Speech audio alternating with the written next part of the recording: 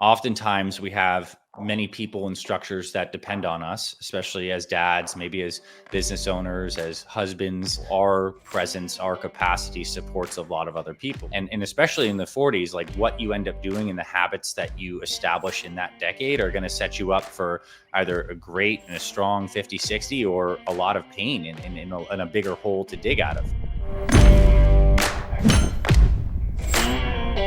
What's going on? This is Brett Snodgrass with another episode of the Iron Deep podcast. Got Dr. Anthony Balduzzi on the episode with me today. What's going on, Dr. Anthony?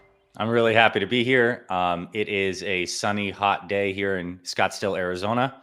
And yeah, I'm excited to drop in and talk about fatherhood, my Christian faith, Fit Father Project, and why dads need to be healthy, especially today. Yes, definitely. Well, this is obviously it's a pretty hot topic in America. I think, fitness and nutrition and staying healthy, right? And it's is it a small industry? Yeah, I mean it's massive. Like there's more noise ever before in terms of different kinds of diets, approaches. It seems like if you're on YouTube or social media, there's all this fitness stuff. But at the same time, the reality is that we are more sick, more stressed, Yeah. at least in the United States, than ever before. Like the stats for dads, and I Yep. particularly help dads over 40. I think it's like 60% of people over 40 are overweight or obese. Most people taking multiple prescription medications.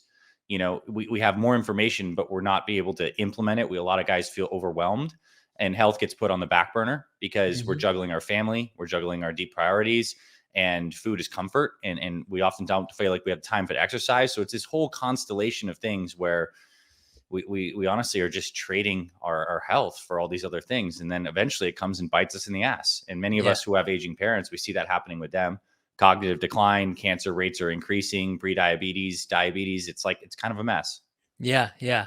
No, definitely. I think you hit the nail on the head, and we're going to dive into that today, guys. And I just want to introduce Dr. Anthony Balduzzi to you. Number one, he's the founder of the Fit Father Project and the Fit Mother Project. Most of our listeners, we're talking to men and fathers, but we have women as well. But he is again the founder of the Fit Father Project, host of other podcasts. Name those names: Fit Father and the Fit Mother Project.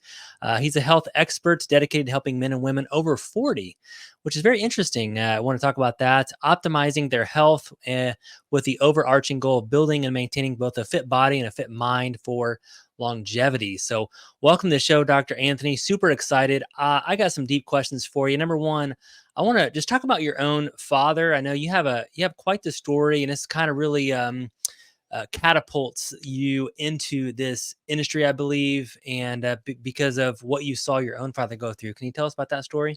For sure. I've been on my own personal health journey for several decades now. And, I think when I look around, a lot of people don't have a wake up call with their health until they're in their fourth, fifth, sometimes sixth decade of life when stuff starts breaking down and you start getting scared. I had the privilege of kind of getting it secondhand. I watched my own father growing up bust his butt to put food on the table for me, my mom, my little brother. We were born in New York, and we kind of did a split time between Syracuse, New York, where we were born, Toronto, Canada.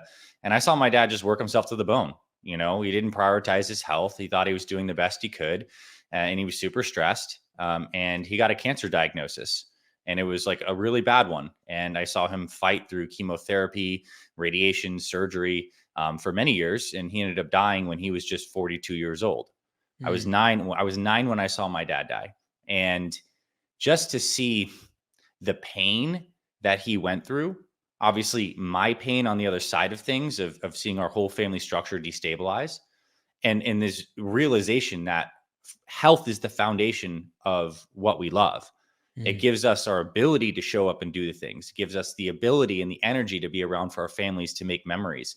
And we need to do certain things to take care of it. In the converse, if we don't, eventually this whole system breaks down.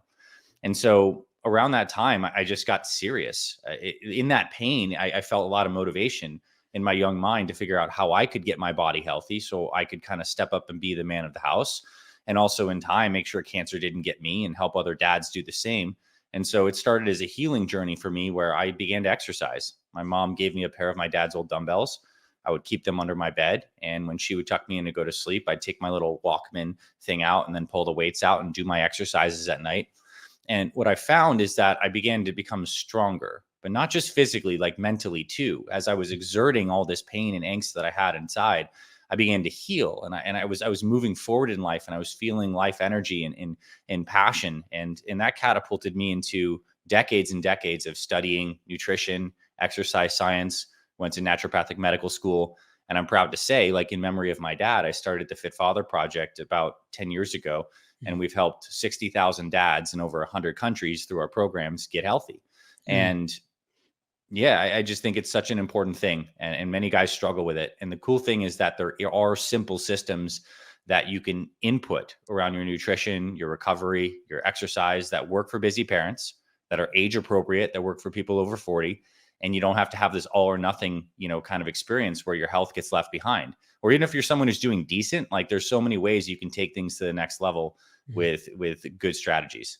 Yeah, no, I love that. I love that. Well, thanks so much for sharing. I know that story, is dear to your heart, and I appreciate you just sharing with our audience that about your own family. And so, you talked about you studied naturopathic medicine and nutrition and psychology.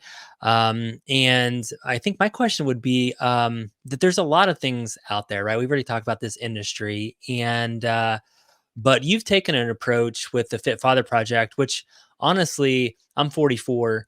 And when I saw that, it really kind of struck a chord with me because most of the time, if I watch a fitness routine or I get on beachbody.com or I do CrossFit or whatever it is, that there's certain things that I might be asked to do or that maybe I don't maybe feel as comfortable doing. So this number one kind of struck with me because I'm a Hmm. father. I'm getting a little bit older. I'm in my 40s now, and I'm feeling things just a little bit different. Hmm. So talk to us about you've really gone this direction with over 40 and 50 and 60-year-olds. Talk to us about why in that arena. Well, I think it's this critical point in life where oftentimes we have many people and structures that depend on us, especially as dads, maybe as business owners, as husbands. Like we're in a leadership linchpin of structure where our presence, our capacity supports a lot of other people. And like on the converse, when we kind of deteriorate, a lot of things around us begin to crumble and destabilize as well. That's what I experienced with my family. I also think it's a time where your health and your vitality is at this crossroads where you just can't rely on the vigor of youth and the kind of resilience that you had maybe in your 20s and your 30s.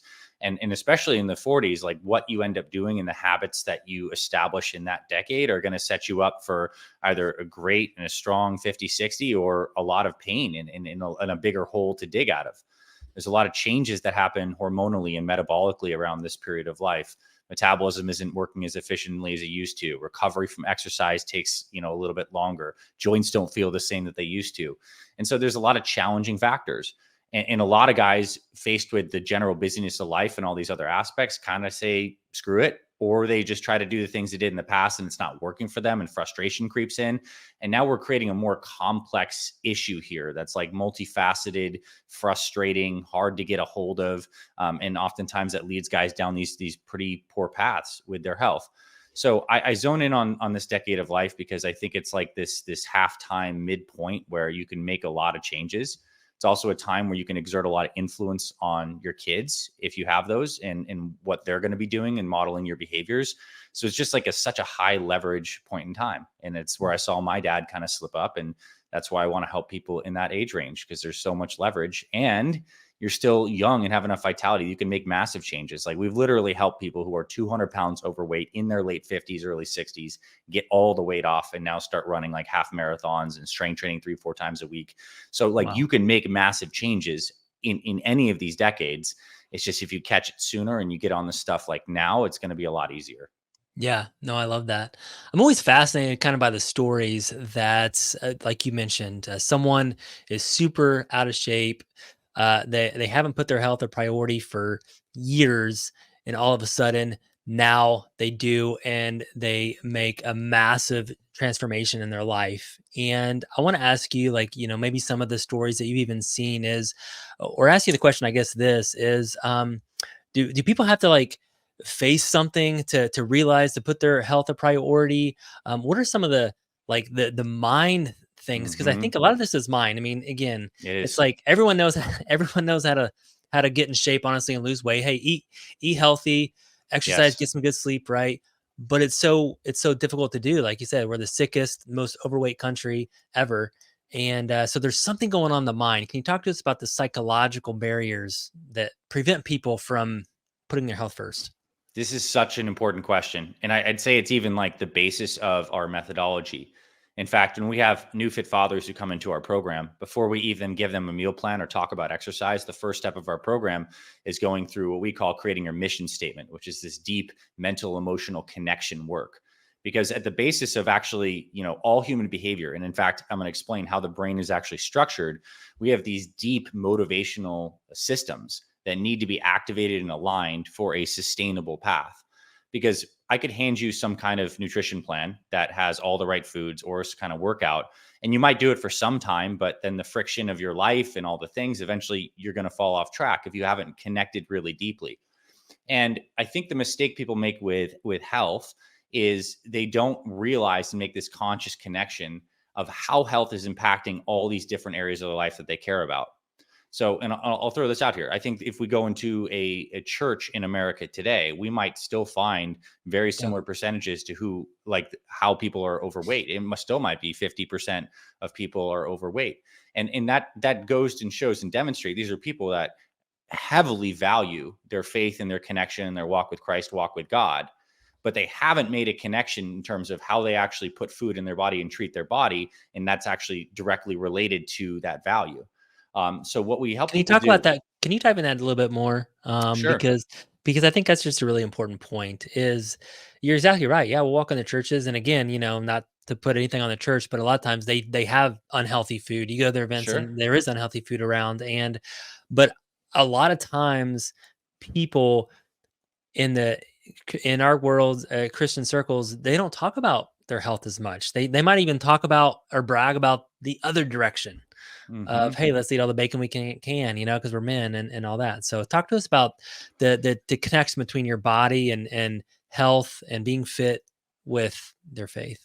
for sure. And as a part of this broader conversation, what we're doing is we're creating a deeper level of motivational scaffolding about why the health is so important. Because if you're just looking at the pizza is just pizza or the bacon is just bacon, it's not a big deal, then you're not going to have the same motivation. But when you connect and you see, holy crap, like my choices of my food are actually directly related to my walk with God, my ability to show up and be a good parent and be a good role model, my ability to have energy and perform at work, my own internal feelings of integrity and wholeness with, being on track with my life, my ability to create more money because I have more mental sharpness and clarity due to this kind of stuff. Wow.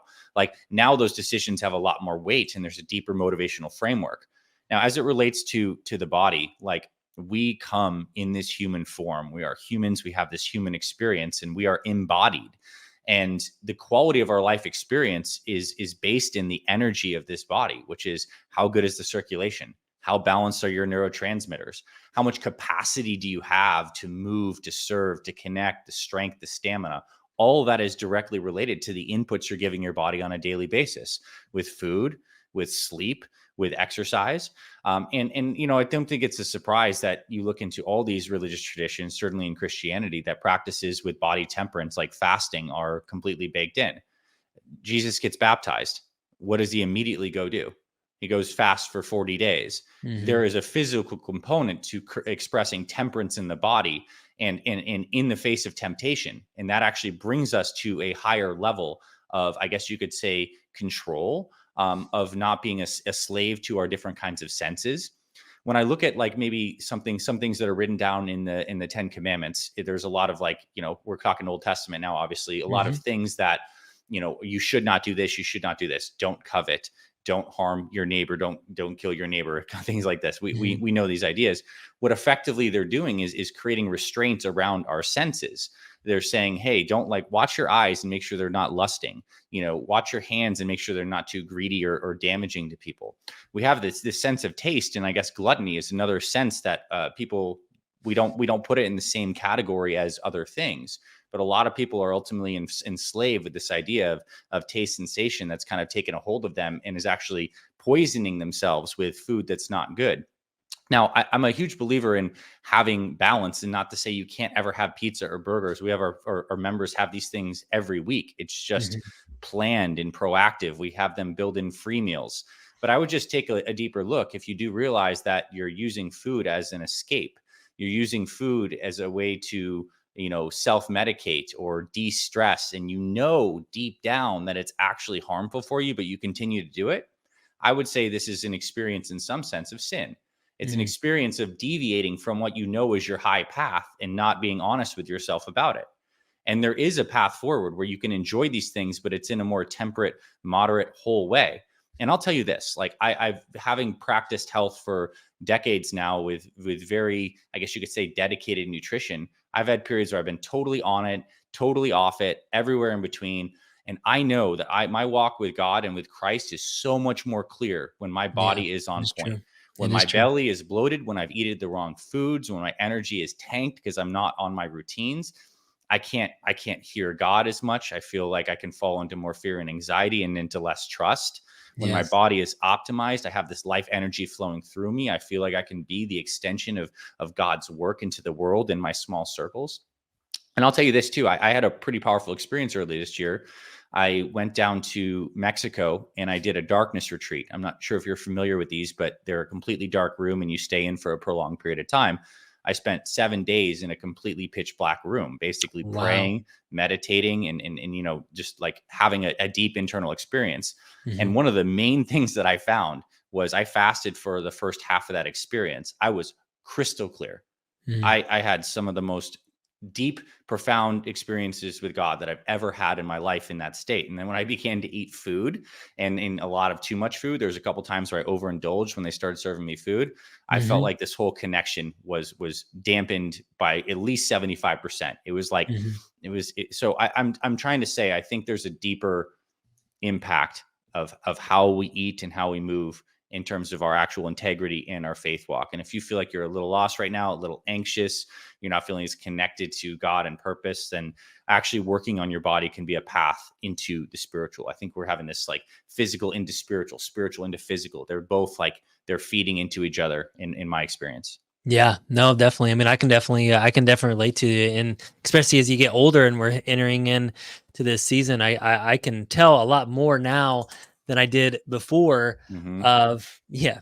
Oh, I'm eating bad. I'm not in my routines, not in my rhythms, and let's just talk about that. Sometimes it's just it hits me, and I'm like, man, that's why I'm feeling anxious. That's Hmm. why I'm feeling depressed. And it all goes back to that. So let's talk about again, let's revisit the psychological barriers that men or women face in maybe their 40s or 50s or 60s. Something is going on in their mind. What are some of those different things that's like blocking them from taking that step, taking that action and moving forward? Well, anytime you want to make a change, you need three different aspects that need to be aligned. The first one is you need this deeper motivational context, which we've kind of talked about, and I won't spend too much time there. But you need to make deep connections and really figure out a true why. And we actually have our members like write this out into a mission statement. Like, it's time for me to make a change. These are the costs if I don't make this change. This is how health impacts all my values of being a parent, financially, spiritually, mentally, emotionally, relationally, all these areas. And you get very clear on that why. And it's got to be deeper than just how you look, although that can be part of it. It needs to be as wide and as networking as you can possibly do with that. The next thing is you need clarity on a plan. You need to actually have a clear plan that you can execute on, because we can have all the energy possible, but unless it's focused, it's just scattered and dissipated. And we have a lot of other things taking our bandwidths. You need to have a plan that's like simple and clear. And that plan needs to address systems in the areas of how do you eat, how do you recover, how do you train. So, like, you need a system, you need a meal plan, you need an exercise plan, you need to have a recovery or sleep or restoration plan. You need to have systems in these areas. And if you don't have systems in these areas, you're eventually just going to be stuck in the same current that you have. So, you need to have clear systems, and those systems need to be as friction free as possible. And this is a big problem with a lot of health programs is they're like the workouts are not age appropriate, so they eventually break you down, you fall off track, you get injured. The nutrition plan is too restrictive or too complicated. You can't take the time to do all the meal prep. You don't actually really enjoy the foods. It's slowly building up friction that over time is going to derail you, and then you reinitiate this guilt and shame cycle. So it's this three-part process then of like paving a good environment, having that motivational framework, and having a clear plan. We and many other great health coaches and trainers, like, we help people nail this. And the cool thing is, you don't have to figure this out all on your own. Like, there are people who, Mhm. like me, we have the program. You can just sign up and follow it. Like, we've paved the path, run so many people through here. And it's a weird thing where I think a lot of guys have this kind of like pride that they feel like they just need to do this area all by themselves. Like, man, Mhm. I just know what I need to do. I just need to go start jogging, cutting back on my carbs, and doing all this. And they never really get traction. And then we look at like some of the highest performers in the world, like professional athletes. They probably have like 3 or 4 different coaches. Like Right. Kobe Bryant probably had 2 shooting coaches, like a defensive coach. Like, Yeah. it's like they invest in all these things. And at the same time, we don't get coaching in these areas that are honestly so much more important than even playing a game. This is the longevity of your body. Mhm. And the other thing, I think it's important to be surrounded by like-minded people in community. A lot of us, when we're unhealthy, are surrounded by other people who are in similar habits and patterns. And I think it's a famous quote from Jim Rohn that we're kind of like the sum total in our characteristics of the 5 people we spend the most time with. And oftentimes unhealthy environments are, they have a momentum to themselves, so shaking that energy up is important. And this is why online communities, masterminds like yours, communities like Fit Father, are just so nurturing and protective, because it creates Mhm. like this stronger field of goodness that like elevates you and keeps you on track through the hard times, because the hard times are inevitable. Yeah, no, definitely.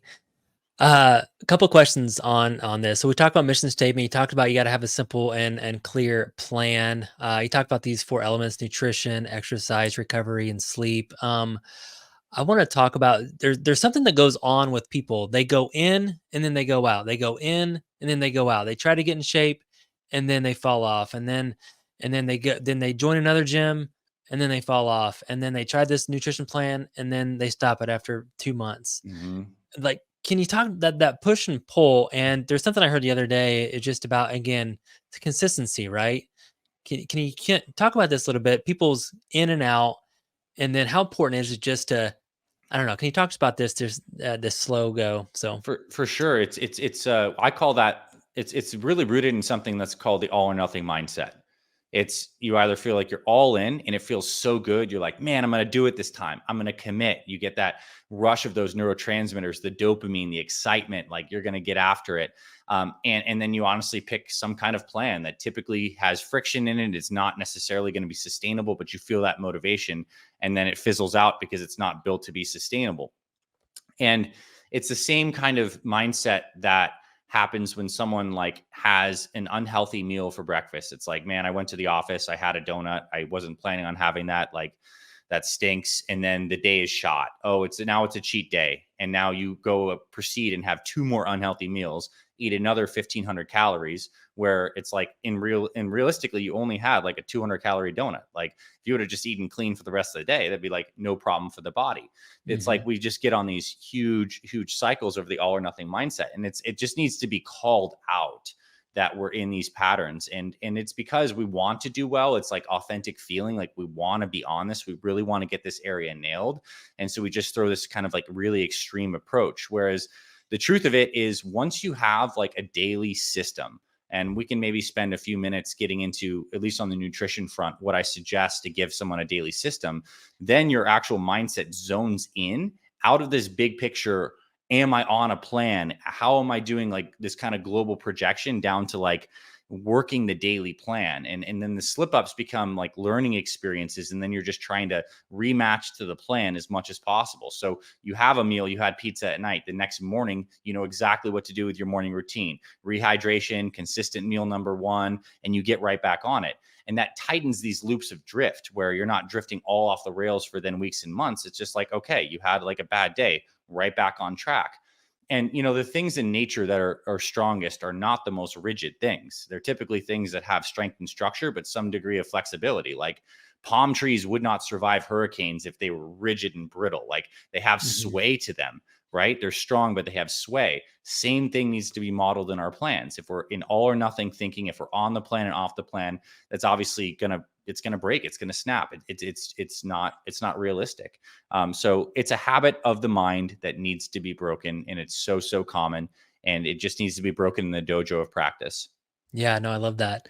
So, And I'm kind of like, I know some people have that extreme system. I'm kind of like that. I've been in and out of different plans. So let's talk about me. Mhm. Not me, but someone like Yeah. me, 44-year-old male. I'm a dad. I got 4 kids. I own a business. I do Mhm. podcasting. I do a ministry thing. Like I got a lot of hats that I'm trying to figure out. And sometimes, yeah, my health kind of goes out the window. And I want to plan. I want to be consistent. I want to it's not like I was telling my group I had my 12 guys today. We were talking about like I don't know if I don't care about having like a six pack. I want to have energy. I want to be able to play with the Mhm. kids. I want to feel when I get home from work. I want to have that energy with my family, and not just to be man. I'm tired, right? So Mhm. um, take someone like me and where do we kind of start?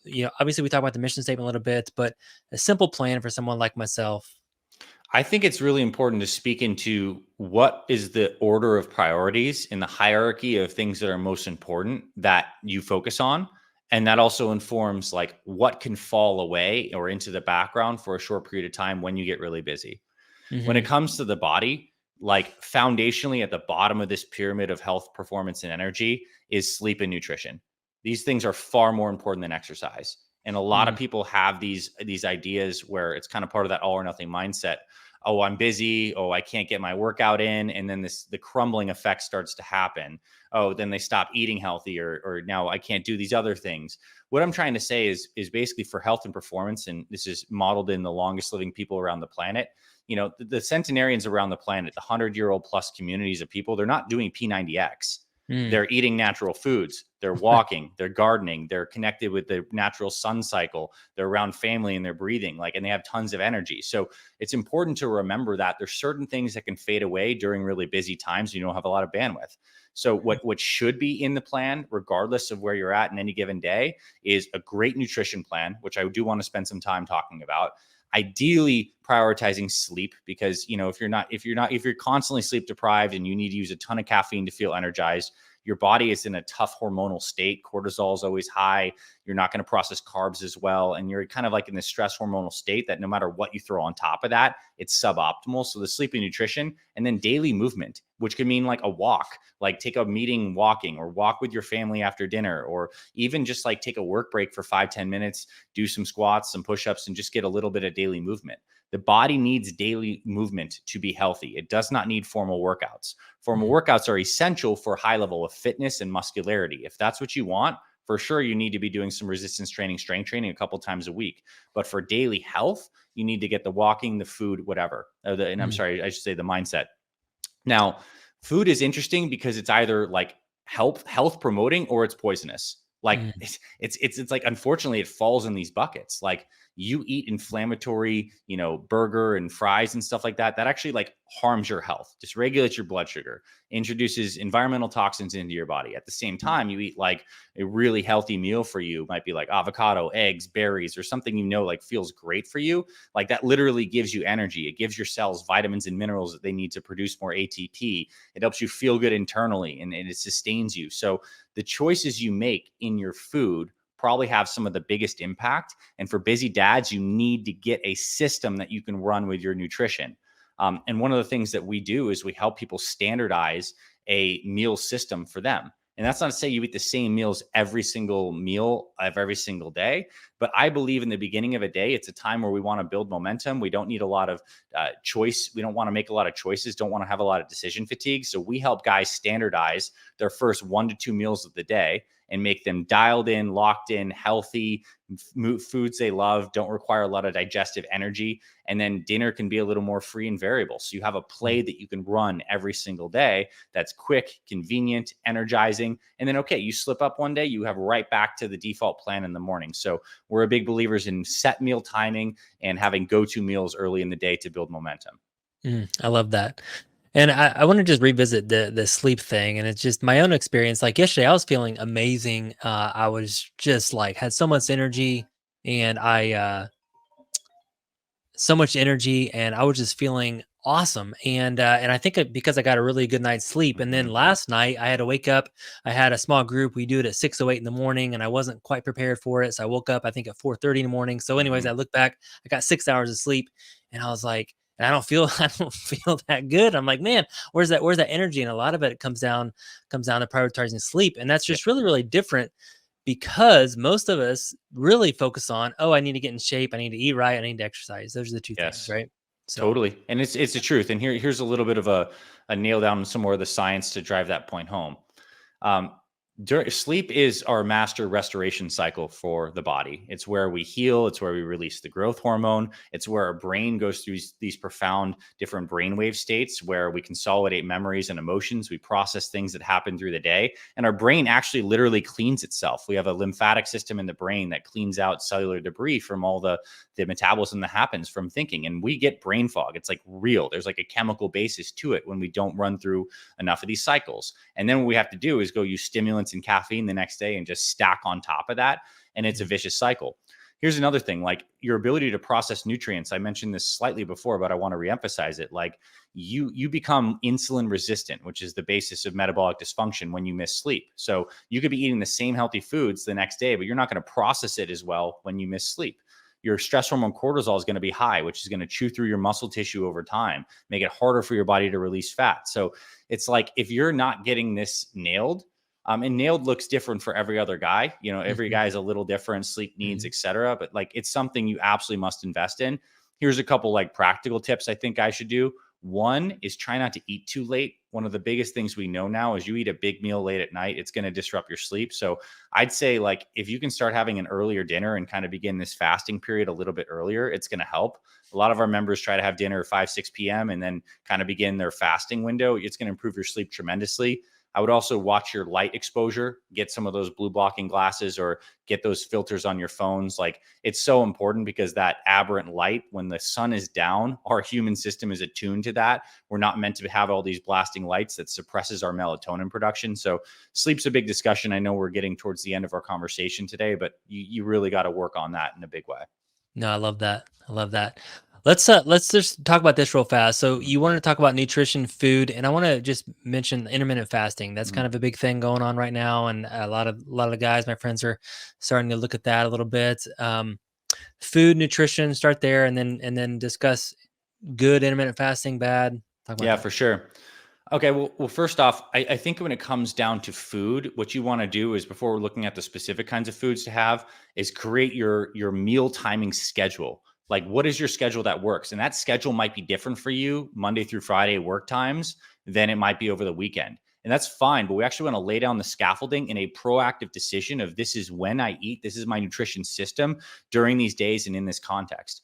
So, for example, Monday through Friday, you might find that you just want to be productive in the morning, you're not that hungry, and you're fine with having water and some coffee or tea until 10:30, 11 a.m. and having your first meal then. So you might do like an intermittent fasting in the morning, which is like first meal is at 11, you have a snack at 2 or 3, and you have dinner at 6. That could be a fine nutritional framework. You could Mhm. be a classic I love to have breakfast kind of guy, and you do the breakfast, lunch, snack, and dinner template. So breakfast at 7, lunch at noon, optional snack at 2, dinner at 5, 6. Like all that's fine, but you actually want to choose a template, because if you don't do this, ultimately what you're allowing is reactivity to creep into your nutrition plan. Oh, maybe I had a meal, maybe I didn't. Oh, I'm getting a little hungry now. Oh, I'm not prepared. I go do this. And the second you allow reactivity to come, you're activating those same patterns of all or nothing. You're activating these same patterns of on the plan, off the plan. So really having proactivity in there is super important. What we recommend people do first thing in the morning, most guys need to do way better at this, is rehydration. We're talking like 20 to 32 ounces of water within 15, 20 minutes of waking up. Your Well, body needs water right away. Get it in there. It's more important than any kind of food intake, even before your coffee. And you want to get even better energy from that is to add some minerals to that. These can be a mineral supplement, some trace mineral drops, but honestly, some Celtic sea salt has a ton of different trace minerals in it. It has a sodium chloride, about maybe an eighth of a teaspoon or quarter of a teaspoon in there. Water and minerals. This is the basis mm, of how our body conducts electricity. Our cells need all this stuff for energy production. So, yeah, that's what you do first thing in the morning. And what's cool about that is I literally consider that in a sense a form of prayer. It is like an intentional action you take every day first thing in the morning, giving your body this vital substance that so poetically makes up around 70% of our planet and 70% of our bodies, is the basis of life. And you're going back and you were mm, saying, thank you, God, for this new day. here is some revitalizing fluid. And now I'm starting this off with a good, healthy note. And that Mm. kickstarts this healthy, positive momentum moving forward into your day. So we rehydrate in the morning. For your first meal of the day, whether you have it at breakfast or whether you have intermittent fasting, it comes a little bit later. We like to make it super simple. You don't need to think about it, but I want that meal to be high in protein, high in vitamins and minerals, have a good amount of healthy fats, and slightly lower in carbs. I'm a big believer not in like this no, don't have carbs. We have a balanced approach to nutrition. We allow guys to have rice and sweet potatoes and veggies and stuff in the right portions at the right times. But earlier in the day is a time to go slightly lower carbohydrate. It supports good energy production in the day. So what a lot of guys have on our plans for a breakfast meal number one is some kind of power smoothie, which, has a bunch of good stuff, as you can imagine, the greens, the protein, all the good stuff. And we have recipes for that. And it tastes great, keep you full until lunch, maybe around 500-600 calories, tons of vitamins, minerals. You can do it anywhere.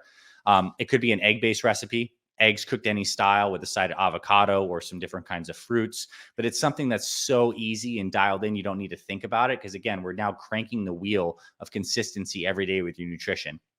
For lunch or meal two, we have guys make healthy sandwiches on Ezekiel bread or some sprouted organic bread, or they do a salad, protein plus greens kind of concept. Or if you've cooked in bulk, you just use a little bit of batch of what the dinner was the night before. Let's say the night before you had some kind of like taco night with the family. You had some grass-fed brown beef, fajita veggies, a little bit of like rice, whatever. You just overcook and you have something the next day. So it's like this whole plan begins to feed itself with consistency. And for snacks, we actually recommend people standardize go-to snacks, like and have them around the house. Get rid of all the crap that's going to be tempting for you. And pretty much most people, it's going to be like jerkies, nuts and seeds, fruits, or approved protein bars that aren't full of crap. And we basically help you find your best in slot things. This is what you carry with you when you travel. This is what you keep in the car. It's what you keep in the office. So like you have this tool belt of things that you can constantly deploy. And for dinner, we talk about this concept of the perfect plate, where without needing to decide exactly what you're eating every single day, if you take a blank plate of food, you fill it half with some kind of veggie you love. This could be broccoli, salad, asparagus, fajita veggies, Brussels sprouts roasted, whatever, half with some green veggie, a quarter with any kind of protein you love, and a quarter with any kind of healthy carbs you love. So again, that could be like chicken breast with some avocado. It could be steak, with some sweet potato. Like you can make so many different combinations. That framework of the perfect plate is almost always going to contain around 500 to 700 calories. So without even counting calories, you're basically going to be dialed in. It's so great. Your family can interface with this framework too, because, okay, maybe your kids won't eat a ton of the veggies, but you can make it all work in the framework. And you start to run this play and you're going to learn and dial into your unique nutrition plan. And this is what makes it different is we're not trying to get you to fit some plan that I made on paper. I'm helping give you a framework that you can discover what uniquely works for you on the different days, in the different seasons, in the different pressures. And guess what? This changes seasonally. Maybe you have busy time in work and you need to do more like takeout kind of stuff at certain periods of time. Like the plan needs to actually go with you in the different seasons and pressures of your life. Weekends might be a little bit different, but once you develop this system and this plan and practice it, you become rock solid because you've developed something internal, something that you own and it's yours, and you're developing real habits, not just another fad diet. Man, I love it. I love it. So much good stuff. We could probably go on again for days, really just talking about this. So important, guys. And but Dr. Anthony, I want to just really give you the opportunity. The Fit Father Project. Obviously, you talked about you take men and women, Fit Mother Project too, but we're talking about men here. You take them into this program and you kind of help them along this. How do they get involved? What does that even look like? Again, most, let's say, exercise programs, you might buy this or watch this and there's no guide to it. How are you guys different working with people over 40 in this industry? Well, first off, like our entire program and methodology, mindset, nutrition, exercise is all geared for busy dads over 40, or on the mom side, busy moms over 40. And so our websites are fitfatherproject.com or fitmotherproject.com. You can go to those sites. You can see hundreds of different case studies. And the process is this. For starters, we get people on our 30-day plan, which runs you through getting your mission statement in check, getting started on the Fit Father meal plan, and doing our starter exercise a few times per week. And in the first 30 days, a lot of guys lose 10 pounds, some even up to 15 pounds. That's not pure fat, but it's just like clearing out bloat, feeling so much better, getting on the plan and feeling that positive momentum. And from there, we have a full year-long transformation curriculum of ongoing workouts, improving and shoring you up even more with nutrition. When you join the program, you get our app as well as like our direct access to our coaches, where we're actually emailing you, staying in contact with you constantly to make sure you're getting up and going on the plan. It covers all the videos, the nutrition, a community of all the guys. It's just like we've spent 10 years building this amazing experience. It's like you join and we walk you through the onboarding of getting all your habits in place. And the 30-day program is the best place to start. I'll also say if you're someone who is interested, certainly go to the website. You can also check out our YouTube channel. We have hundreds of videos on our YouTube channel as well. But the most people who get the best results actually commit to the program because they get to interface and meet the other brothers in the brotherhood. And like, it just builds a lot of motivation when you actually put some money behind something and commit and join. It's a lot more powerful than just perusing. Yeah, no, I love it. I love it. Well, thank you so much, guys. Make sure you go check out the website. What's the website again? Fit Father Fitfatherproject.com. fitfatherproject.com. Make sure you guys go check that out. We're going to put that in our show notes on our YouTube channel as well and our website. And Dr. Anthony, I know that you are a busy person, right? I mean, you're doing some crazy stuff. You've been on some amazing podcasts, high level podcasts. You're helping out thousands of people. Thank you so much for joining us today and helping out our community at Iron Deep, and appreciate you so much, man. Thank you so much for the time today.